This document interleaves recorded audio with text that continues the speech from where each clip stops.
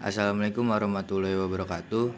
Saya Andika Chandra Nugraha akan menjawab soal nomor 1, yaitu berdasarkan artikel jelaskan faktor-faktor yang mempengaruhi penyebab perusahaan melakukan CSR.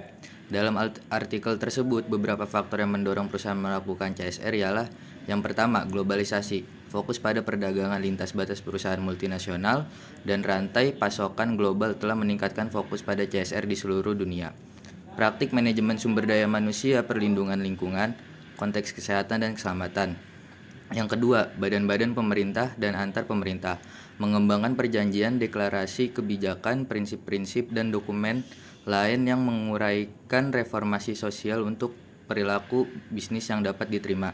Yang ketiga, kecepatan teknologi komunikasi, memfasilitasi penyebaran informasi tentang kegiatan perusahaan. Yang keempat, konsumen dan investor, semakin menuntut perusahaan untuk bertanggung jawab secara sosial dan lingkungan serta memberikan informasi yang relevan. Selanjutnya akan dilanjutkan oleh teman saya. Saya Farid Aji Pratama akan melanjutkan jawaban dari teman saya yang pertanyaannya, apa faktor-faktor yang mendorong perusahaan untuk melakukan CSR? Yaitu ada banyaknya pelanggaran etika perusahaan yang serius berkontribusi terhadap menurunnya kepercayaan masyarakat dan menyoroti perlunya perbaikan tata kelola perusahaan. Kemudian warga negara.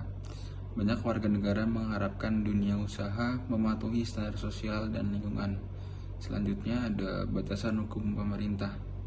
Hukum pemerintah yang mengatur upaya perusahaan untuk meliputi isu CSR.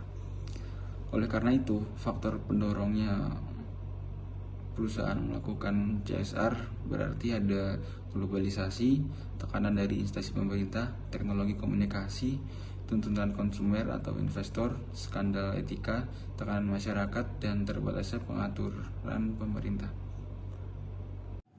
Nama saya Haikal Wasim Mutamakin. Saya akan menjawab nomor 2 di definisi CSR. Setelah saya baca, ternyata definisi CSR atau tanggung jawab perusahaan berbeda-beda di setiap beberapa negara. Namun saya menyimpulkan bahwa CSR atau tanggung jawab perusahaan adalah kegiatan berkelanjutan dari perusahaan terhadap lingkungan sekitar, di mana perusahaan harus berperilaku baik, adil, dan tanggung jawab serta berkontribusi terhadap pembangunan ekonomi sekaligus meningkatkan kehidupan pekerja dan keluarganya, komunitas lokal, masyarakat luas, dan lingkungan sekitar.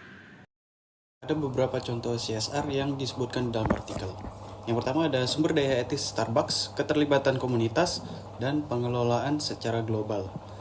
Kedua, proyek energi terbarukan dan efisiensi energi Starbucks di Turki dan di seluruh dunia.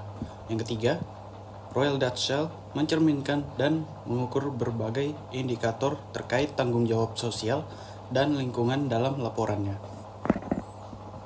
Saya akan menjawab pertanyaan untuk soal nomor 3, yaitu dalam artikel disebutkan beberapa pandangan manajemen perusahaan mengenai CSR antara lain. 1. CSR sebagai kewajiban. Pandangan ini dikaitkan dengan ekonom Milton Friedman yang menyatakan bahwa satu-satunya tanggung jawab sosial perusahaan adalah menggunakan sumber dayanya untuk meningkatkan keuntungan selama masih mematuhi hukum dan aturan pada persaingan bebas. Dan nomor 2, CSR sebagai reaksi sosial. Pandangan ini melihat CSR sebagai tindakan antisipatif dan preventif, bukan reaktif. Perusahaan yang responsif secara aktif mencari solusi untuk masalah sosial. Yang nomor 3, CSR sebagai manajemen risiko. Pandangan ini melihat CSR sebagai alat manajemen risiko untuk mengelola risiko keuangan, reputasi, lingkungan, dan rantai pasokan perusahaan.